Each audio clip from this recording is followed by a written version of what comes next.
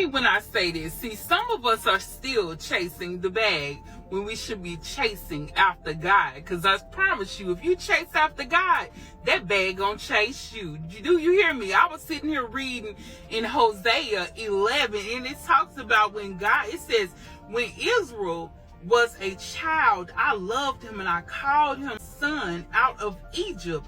And see what they did, what Israel did, they began to go back into making sacrifices, burning incense, and doing things before the Lord that was not right.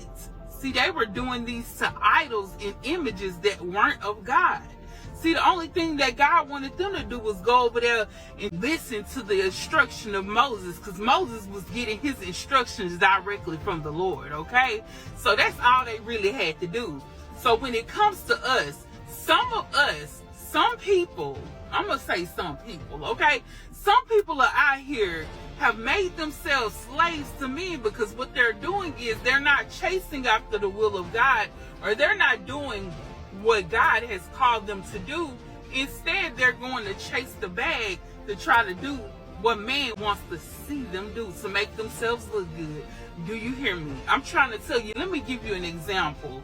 Okay, let's just say that you were a blogger and you were blogging about God, and you were trying to get people to come to God through that, and that was the will that God wanted for you. But your people like, baby, that ain't it. That ain't gonna make you no money. They telling you all this because that's how the enemy does.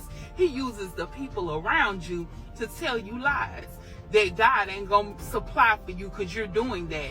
So then you go to a place of like, okay, well, let me go get a real job, okay? Because they telling you this ain't a real job.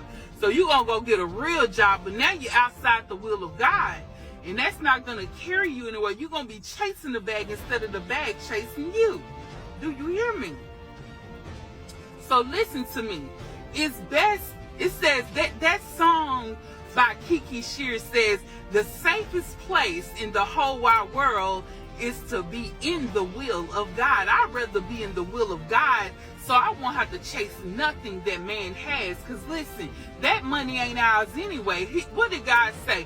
He says, pay to Caesar what belongs to Caesar. That money belongs to Caesar, okay? We ain't got time for that. We want the money and the blessings that come from the Most High. Because what the Lord gives, no man can take away. Do you hear me? No man can put asunder.